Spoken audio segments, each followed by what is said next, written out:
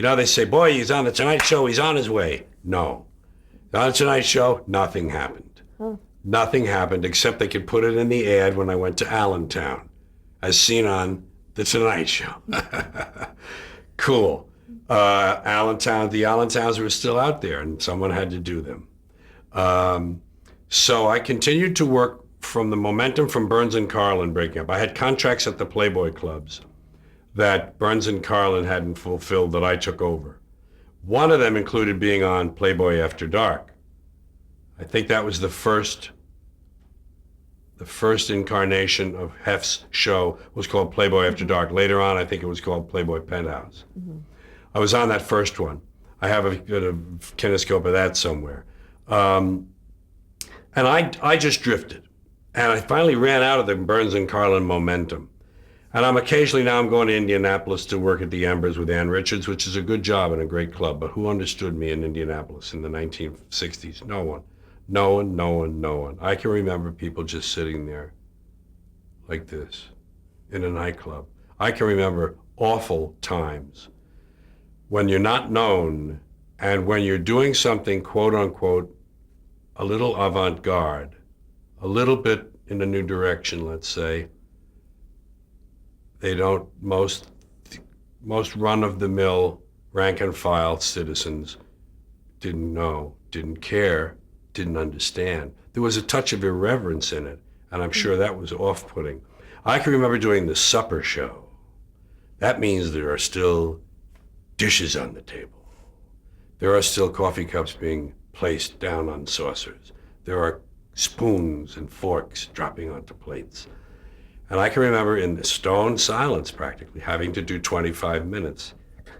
And the only reason you don't lose heart is because you remember the good nights. You say, well, I understand why this is happening here, now. I'll just remember the good nights. And that was part of the seed was being planted in me that I was in the wrong places, doing the wrong things. But I did hold on, and I didn't want to keep going to Indianapolis and spending the whole week's pay getting there and back and having a little, what they call an efficiency apartment for a week, or something where you could keep something cold. So I said to my wife, and we had an infant baby, I said, I've got to take a stand in New York. I've got to take a stand and get on the Merv Griffin show. I've got to do television here. And it means I have to go somewhere to clubs to work out. I have to figure this out. There were no comedy clubs. There were only coffee houses. Coffee houses had hootenannies. Hootenannies were once a week when the coffee house didn't have its usual folk singer or two, and they had an open mic, as it were, amateur night. But people who were somewhat accomplished, people with a leg up professionally. And I started doing that. I did 2 of those. And an owner of a club saw me and he says, I want you over in the Cafe Au Go-Go. I spent 2 years there, working sometimes 2 nights a week, sometimes 1, sometimes a week, sometimes a month off, sometimes 3 weeks off, sometimes 4 weeks in a row, sometimes opening for somebody, sometimes being the only person, sometimes getting $5, sometimes getting just a hamburger, sometimes getting $50, sometimes getting $100 for 2 nights on the weekend because I was opening for someone. And I was spotty, it wasn't regular, but it was there, and it was definite, and it was a gymnasium, and it was a laboratory for me. It was a place to work on my television bit that I needed a bit to get onto TV. Merv Griffin was my best bet. I honed this piece called The Indian Sergeant, and Richard Pryor worked in this place with me. Pryor and I were both unknown at the same time in the Cafe Au Go-Go years, during the Cafe Au Go-Go years. He was perfecting his Rumpelstiltskin bit, which was his passport to television. Both of us obviously are still in our early undeveloped stages, short hair, suit and ties, mainstream comedy, call it. And he was like a step ahead of me in terms of, we're both working there sporadically, occasionally on the same night. And he got an interview with the Merv Griffin people. And then he went for his interview and he was given a date. And while he was waiting to do his first appearance, they came in to see me. So I got an appointment. Then he did his first show, then I got an interview, and I got a date. And then once he did one, they gave him some more, and I got my first one. Now, what happened on Merv Griffin was very, very important to my development. First of all, it not only opened the door for television for me, Merv loved me. I did the Indian Sergeant. It was a great bit. It's a fish out of water routine, which is about how a first sergeant in the movies, these kind of guys over here, all right, everybody, move them tanks out, get those troops over there. You guys, no, more ammo, one of those guys, how he would be if he lived in Indian days. And it was about the Indian sergeant. And it was very clever, but it was fish out of water, easy to write. I killed on Merv with it. And Merv's, immediately they gave me 3 more. Now, I had a few things in my act down at the Cafe Au Go-Go that I learned. I figured, well, I can engineer them. So I had no more material. All I had was the Indian bit. I got on Merv Griffin and I killed, and they gave me 3 more dates. And I was in a semi-panic because I didn't have any other thing like that, like the Indian Sergeant, to do. But I had pieces in my show, spoofs on daytime television, spoofs on the newscaster and the disc jockey, and I figured, well, I can pull them together. The first thing I did, I was smart. First thing I did was tell the producer, Bob Shanks, I said, Bob, I want you to have Merv ask me on to do the Indian Sergeant again because he liked it so much. So that got me past the first one of the 3. It was clever. And he did. He said, yes, that's fine. And Merv loved it enough to do that.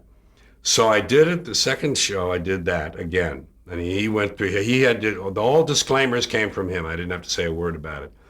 Then for the next one, I had pieced together some things, and I did the 3 shows. And then they gave me 13 more. Well, you don't walk away from 13 dates when you've been in Indianapolis staring at coffee cups. So I had to accept, naturally I accepted them. And I thought, well, what am I going to do?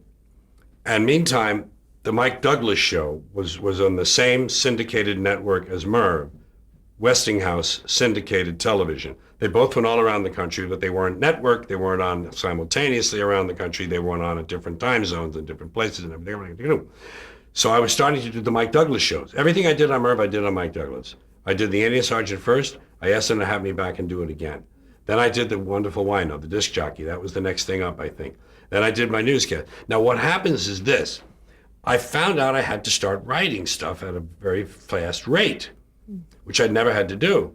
So I would go down. We lived on the 6th floor, Brenda and Kelly and I, on the 6th floor of the apartment building in a small apartment. And I would go down to my mother's apartment where I had grown up in the same building while she was at work. And I would sit at the kitchen table and I would write. And it was all longhand. I didn't use a typewriter. God knows there were no computers. Everything was longhand, and I would write things, and I would write things, and I would write them. And I came up with the Indian Sergeant. I said, okay, I'll do an Indian Columbus on Columbus's ship. Same premise, but now you just do all maritime and pirate and seaworthy stuff. You just do the jokes, different jokes. And it was easy. And then I did the disc jockey. Then I realize I had a newscast, news, sports, and weather. The newscaster, the weatherman was Al Sleet, the hippy-dippy weatherman, and the sports. And I realized they didn't have to memorize this stuff because a newscaster sits with a script. So I had my stuff, and I would do the newsman, and I'd have him look down, and I knew the story well enough to just get a reminder. Okay, this is about the 2 people in the park. Yeah, okay, I know that, and I just used the pad, just do that. And I wrote the News, Sports, and Weather, Volume 2. And then Volume 3, they were just new generations of good stuff too, good jokes. Same with the disc jockey. I did a second version of him. Then I'm back to the Indian. They say, ask me to do the Indian again. And I do the Indian. So patchwork, and I had to learn how to write on demand. And I didn't try anything out anywhere. I just did things straight to television. I did not, there were a lot of people who say, I'm in the clubs, I'm working on a piece for television. I mean, these are guys that already had done television. They said, I'm doing a piece for TV, I'm working on a piece. Trying it out in the clubs. And I was working the opposite. I would do something on television and then put it in my club act. If it worked on television, well, it's got to work in the club too. So it was the strangest period.